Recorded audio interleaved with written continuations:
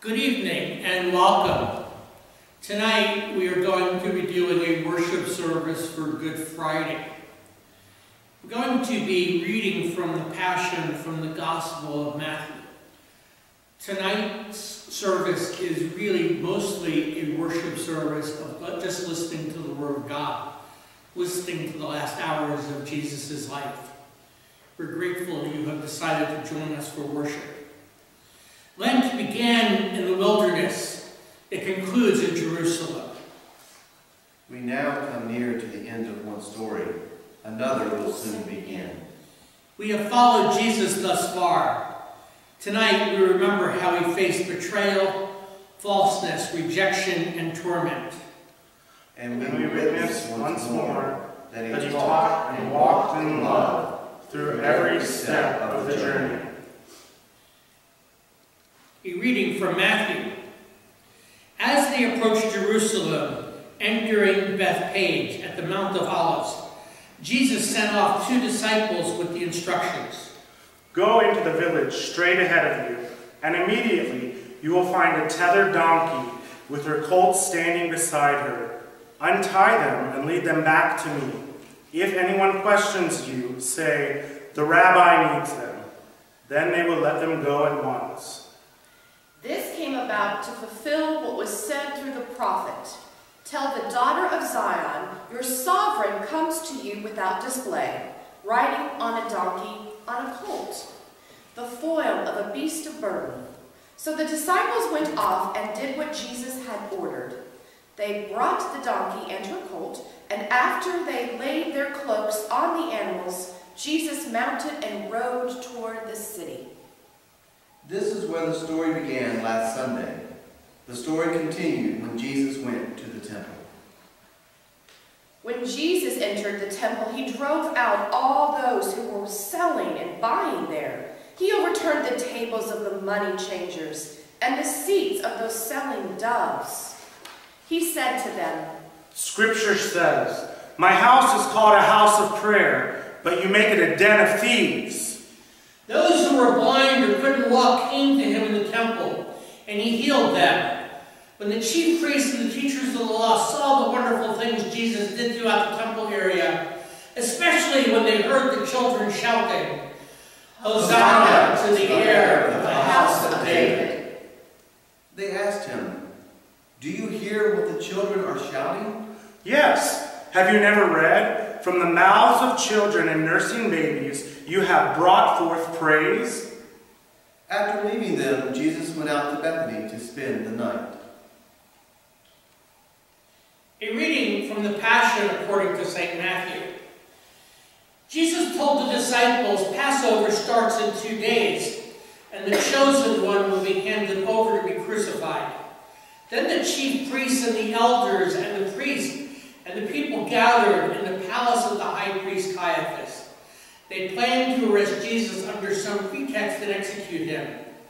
But not during the festival, they agreed, or we would have a riot on our hands. Now, when Jesus was in Bethany at the house of Simon, who had leprosy, a woman approached Jesus with alabaster jar of every very expensive ointment. She poured it on his head while he reclined at the table. The disciples, witnessing this, were indignant. "What a waste! This could have been sold at a high price and the money given to the needier people." Jesus, aware of their concerns, said, "Why do you upset the woman? She has done me a good deed. You'll always have poor people with you, but you won't always have me. When she poured the oil on my body, she was preparing me for burial. The truth is, wherever the good news is proclaimed in the world, she will be remembered for what she has done for me." One of the 12, the one named Judas Iscariot, went off to the chief priests and said, "What are you willing to give me if I hand Jesus over to you?" They paid him 30 pieces of silver, and from that moment he looked for an opportunity to betray Jesus.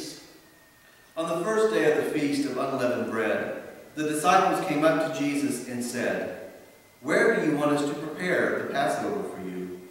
Jesus told them to go to a certain person in the city and say, The teacher says, my appointed time draws near. I am to celebrate the Passover in your house. The disciples did as Jesus ordered and prepared the Passover supper. When it grew dark, he reclined at the table with the 12. And while they were eating, he said, The truth is, one of you is about to betray me. They were greatly distressed and started asking him in turn, Surely it is not I, teacher. Jesus replied, The one who has dipped his hand into the dish with me is the one who will hand me over. The chosen one will go as the scriptures foretold, but woe to the one by whom the chosen one is betrayed. It would be better for that one never to have been born at all. Then Judas, who was betraying Jesus, said, Surely it is not I, Rabbi, and Jesus answered, You have said it yourself. Jesus then said to them, Tonight you will all fall away because of me. For Scripture says, I will strike the shepherd, and the sheep will be scattered. But after I have been raised, I will go to Galilee ahead of you. Peter responded, Though all may fall away because of you, I never will. Jesus replied, The truth is, before the cock crows tonight, you will deny me 3 times. Peter said, Even if I must die with you, I will never disown you. And all the other disciples said the same. Then Jesus went with them to a place called Gethsemane and said to the disciples, Stay here while I go over there and pray. Jesus took along Peter, James, and John, and started to feel grief and anguish. Then he said to them, My soul is deeply grieved to the point of death. Please stay here and stay awake with me. Jesus went on a little further and fell prostrate in prayer. Abba, if it is possible, let this cup pass me by. But not what I want, but what you want. When Jesus returned to the disciples, he found them asleep. He said to Peter, Couldn't you stay awake with me for even an hour? Be on guard and pray that you may not undergo trial. The spirit is willing, but the body is weak. Withdrawing a second time, Jesus prayed, Abba, if this cup cannot pass me by without my drinking it, your will be done. Once more, Jesus returned and found the disciples asleep. They could not keep their eyes open. Jesus left them again, withdrew somewhat, and prayed for a 3rd time, saying the same words as before. Finally, Jesus returned to the disciples and said to them, Are you still sleeping? Still taking your rest? The hour is upon us. The chosen one is being betrayed into the hands of sinners. Get up! Let us be on our way. Look, my betrayer is here. While Jesus was still speaking, Judas, one of the 12, arrived, accompanied by a great crowd with swords and clubs. They had been sent by the chief priests and elders of the people. Judas had arranged to give them a signal. Whomever I embrace is the one, he had said. Take hold of him. He immediately went over to Jesus and said, Shalom, Rabbi, and embraced him. Jesus said to Judas, Friend, just do what you're here to do. At that moment, the crowd surrounded them, laid hands on Jesus, and arrested him. Suddenly, one of those who accompanied Jesus drew a sword and slashed at the high priest's attendant, cutting off an ear. Jesus said, Put the sword back where it belongs. Those who live by the sword die by the sword. Don't you think I can call on my Abba God to provide 12 legions of angels at a moment's notice? But then how would the scriptures be fulfilled, which say it must happen this way? Am I a robber that you have come armed with swords and clubs to arrest me? Every day I sat teaching in the temple precincts, yet you never arrested me. All of this happened in fulfillment of the writings of the prophets. Then all the disciples deserted Jesus and fled. Those who seized Jesus led him off to Caiaphas, the high priest, where the religious scholars and elders had convened. Peter followed at a distance as far as the high priest's residence. Going inside, Peter sat down with the guards to wait the outcome. The chief priest with the whole Sanhedrin was busy trying to obtain false testimony against Jesus so that they might put him to death. They discovered none. Despite the many false witnesses, they took the stand. Finally, 2 came forward who stated, "This man has declared, I can destroy God's sanctuary and rebuild it in 3 days." The high priest rose and addressed Jesus. "Have you no answer? What about this testimony leveled against you?" But Jesus remained silent. The high priest then said to him, "I order you to tell us under oath before the living God whether or not you are the Messiah, the firstborn of God." Jesus replied, "You have said it yourself, but I tell you, soon you will see the chosen one seated at the right hand of the power and coming on the clouds of heaven." At this, the high priest tore his robes and said, "Blasphemy! What further need do we have of witnesses? You yourselves have heard the blasphemy. What is your verdict?" They responded, "He deserves death." Then they spat at his face and struck him with their fists. Others slapped Jesus, saying, "Play the prophet for us, Messiah. Who struck you?" While this was happening, Peter was sitting in the courtyard.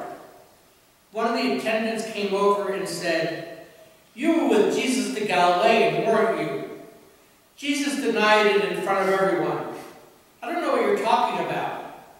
When Peter went out to the gate, neither attendant came with him and said to those nearby, "The one was with Jesus of Nazareth." Again he cursed and denied, "I do not know him." A little while later, some bystanders came over to Peter and said, "You certainly are one of them. Even your accent gives it away." At that, Peter began cursing and swore, "I don't know the man." Just then, a rooster began to crow. And Peter remembered the prediction that Jesus had made. "Before the rooster crows, you will disown me 3 times." Peter went out and cried bitterly. At daybreak, all the chief priests and the elders of the people took formal action against Jesus to put him to death. They bound him and led him away to be handed over to the Pilate, the governor. When they saw that Jesus had been condemned to death, Judas, who had betrayed him, felt remorse. He took the 30 pieces of silver back to the chief priests and elders and said, "I have sinned. I have betrayed innocent blood." "What's that to us?" they answered. "That's your affair." So Judas flung the money into the sanctuary and left. He went off and hanged himself. The chief priest picked up the silver, observing, "It's against the law to deposit this in the temple treasury, since it is blood money." After some discussion, they used the money to buy Potter's Field as a cemetery for foreigners. That is why this field, even today, is called Blood Field.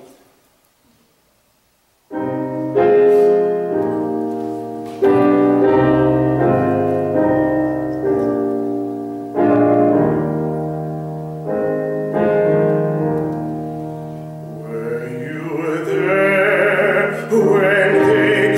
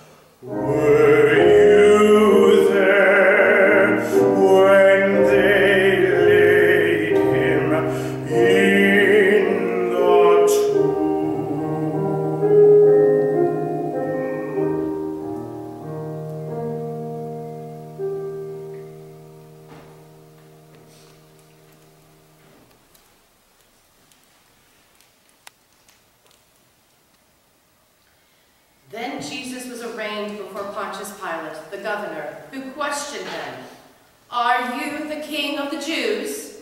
Jesus replied, "You say that I am." Yet when Jesus was accused by the chief priests and elders, he made no reply. Pilate said to Jesus, "Surely you hear how many charges have been brought against you."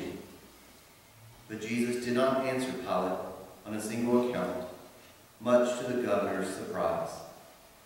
Now, on the occasion of a festival, the governor was accustomed to release one prisoner, whomever the crowd would designate. At the time, they were holding a notorious prisoner named Barabbas. When the crowd gathered, Jesus asked them, "Which one of you do you want me to release for you, Barabbas or Jesus, the so-called Messiah?"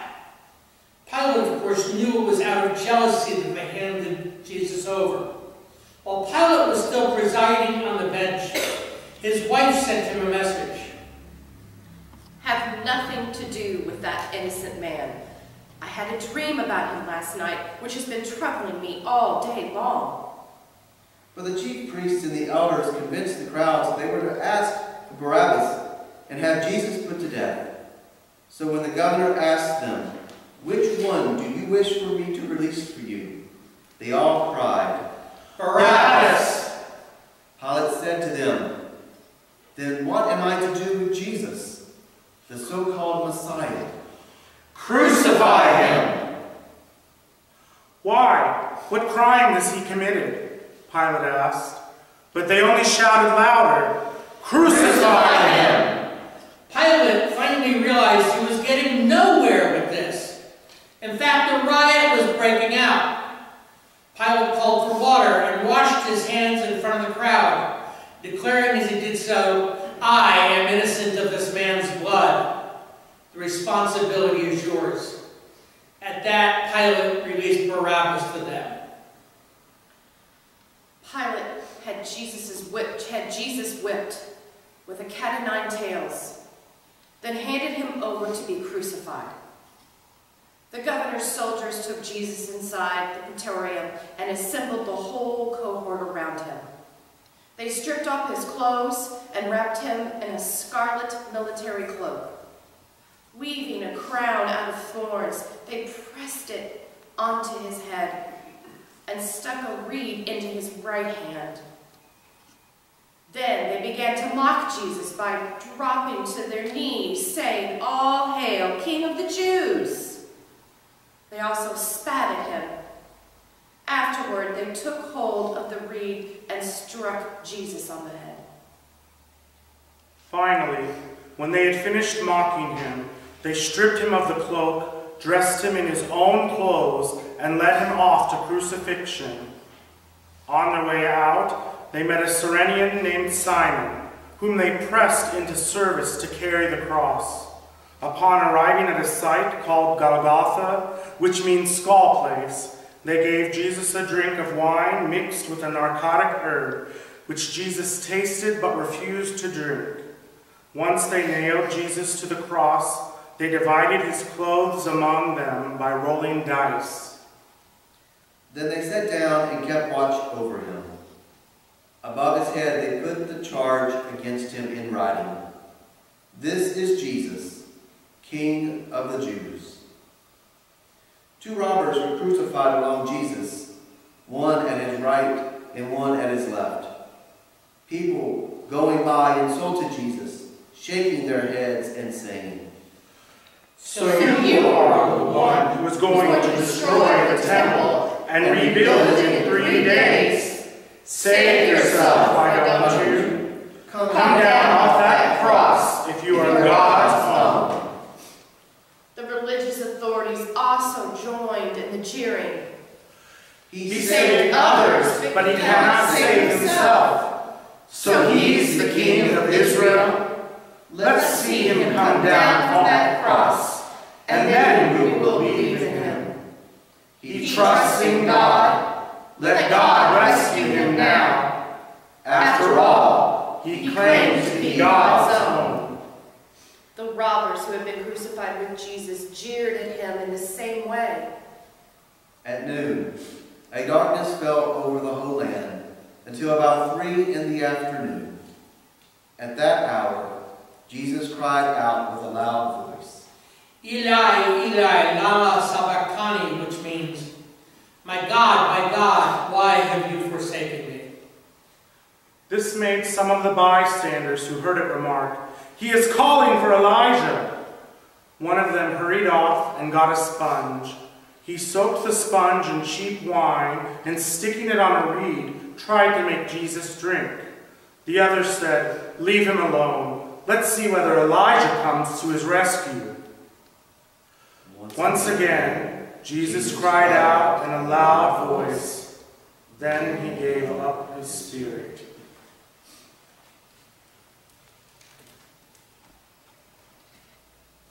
And this is the word of God. Let us pray.